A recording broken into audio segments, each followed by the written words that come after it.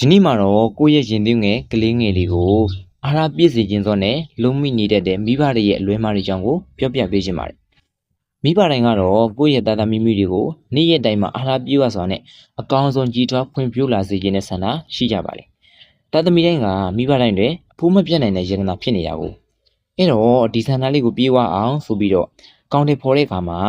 ပြပြမေမေတွေကညီမျိုးစွာနဲ့ကြိုးပမ်းတတ်ကြပါတယ်။အဲ့လိုကြိုးပမ်းကြတဲ့အခါမှာကလေးကိုအာဟာရပြည့်စုံခြင်းသောနဲ့လုံးမိတဲ့အလွဲမှားတွေကြောင့်ကိုဒီနေ့မိဘတွေတတိထားနိုင်မှုတဲ့ပြောပြပေးခြင်းပါတယ်။အဲ့ဒါကဘလို့အမှားတွေဖြစ်မလဲဆိုတာကိုသိနိုင်မှုတွေဒီဗီဒီယိုလေးကိုအဆုံးထိကြည့်ပေးပါလို့ပြောချင်ပါတယ်။နံပါတ်1ကတော့ကလေးကိုထမင်းနဲ့အများကြီးကျွေးတာပါ။မြန်မာအပါအဝင်အာရှနိုင်ငံတော်တော်များများရဲ့အဓိကစားစရာကထမင်းပါ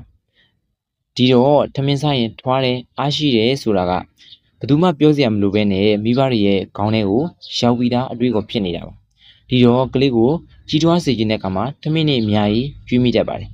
်တကယ်ကတော့ထမင်းအများကြီးကျွေးတိုင်းကလေးကမထွားပါဘူးထမင်းအသီးအရွယ်အသားငါပဲမျိုးမျိုးအာလူဥအမျိုးမျိုးနဲ့နှုတ်ဆတာတွေကိုမျှတအောင်ပြင်ဆင်ပေးဖို့လိုပါတယ်နောက်နံပါတ်2ကတော့ထမင်းကိုအတင်းခွန်ကျွေးတာမျိုးပါဒါကလည်းတော်တော်များများမိဘတွေလုံးမိတတ်ကြတဲ့အရာပါကလေးကထမင်းများများစားလေထွားလေဖြစ်မယ်ဆိုပြီးတော့ထမင်းစခွန်တွေကအများကြီးခွန်ကျွေးတာမျိုးပါ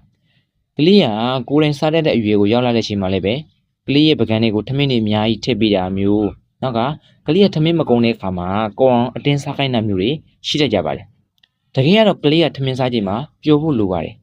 ထမင်းကိုအတင်းကျွေးတာကကလေးကိုထမင်းစားခြင်းစိတ်ကုန်သွားစေနိုင်ပါတယ်နောက်ထမင်းစားရမှာကိုညှင်းငွေသွားစေနိုင်ပါတယ်အဲ့တော့ကလေးကိုထမင်းအတင်းခွန်ကျွေးတာမျိုးမလုပ်မိပါစေနဲ့နောက်တစ်ခုနံပါတ်3ကတော့အရသာကောင်းအောင်ဆိုပြီးတော့ပြည့်စွက်ပြုပြင်ပေးတာမျိုးတွေပါဒီအချက်လေးတွေကိုတော့မိဘတွေတိတိကျကျလေးမှတ်စေချင်ပါတယ်ရောထွေးသွားနိုင်လို့ပါ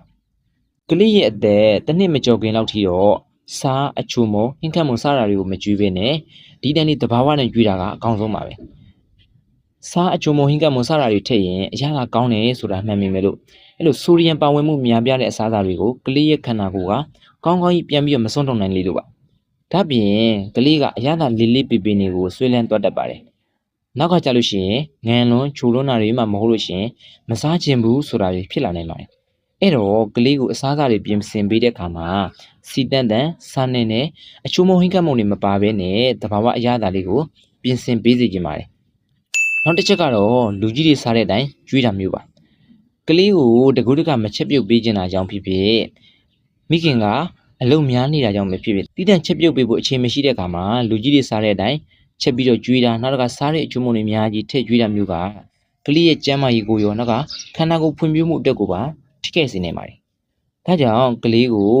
လူကြီးစားတဲ့အတိုင်းမကျွေးဘဲနဲ့တိတန့်ချက်ပြုတ်ပေးပါ။နောက်တစ်ခုကတော့ကျန်းမာရေးနဲ့မသင့်တော်တဲ့ဒေသတွေကျွေးတာပါ။အခုနောက်ပိုင်းကာလတွေမှာအသင်္စာ ready made တွေအရင်များလာသလိုအလွယ်တကူမှာယူလို့လည်းရနေပါတယ်။ဒီတော့ကလေးကိုကြက်ကြော်လေးဝယ်ကျွေးလိုက်အာလူကြောင့်ကြော်လေးဝယ်ကျွေးလိုက်ဟမ်ဘာဂါလေးမှာပေးလိုက်နဲ့ကလေးကလည်းစားရတယ်ဆိုရင်အဆင်ပြေတယ်ဆိုပြီးတော့ခဏခဏမှာကျွေးနေတတ်ကြပါတယ်နောက်ပြီးတော့ကလေးကိုအချိုရည်တွေအမျိုးမျိုးနောက်ကတိုက်တာမျိုးပါအဲ့ဒီ ready made ချိုရည်တွေကလည်းပဲကလေးရဲ့ကျန်းမာရေးကိုထိခိုက်စေနိုင်ပါတယ်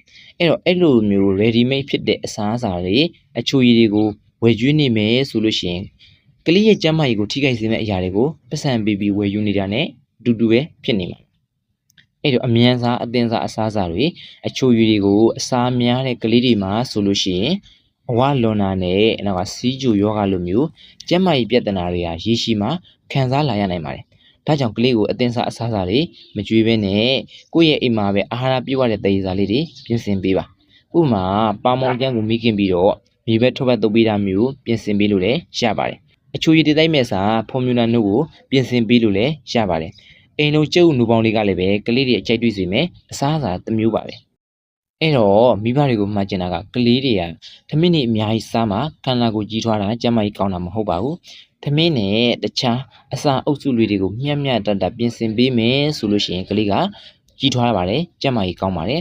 ်အရွယ်နဲ့မလိုက်အောင်ထမင်းတွေအများကြီးကျွေးတာမျိုးနောက်ကအတင်းကျွေးတာမျိုးချင်းချောက်ပြီးကျွေးတာမျိုးတွေမလုပ်ရပါဘူး လူကြီးတွေစားတဲ့အတိုင်းယူတာမျိုးမလုပ်ဘဲနဲ့ကလေးတွေလိတက်ပြင်ဆင်ချက်ပြုတ်ပေးတာကပိုပြီးတော့ကောင်းပါတယ်အတင်စားသေးစားတွေအစားအိမ်လို့သေးစားလေးတွေကိုပြင်ဆင်ပေးတာနောက်တစ်ခါအချိုရည်တွေအစားဖော်မြူလာနိုးတွေကိုတိုက်တာကပိုပြီးတော့ကလေးတွေကျန်းမာရေးကောင်းပါတယ်ခန္ဓာကိုယ်ပိုပြီးတော့ဖွင့်ထွားစေနိုင်ပါတယ်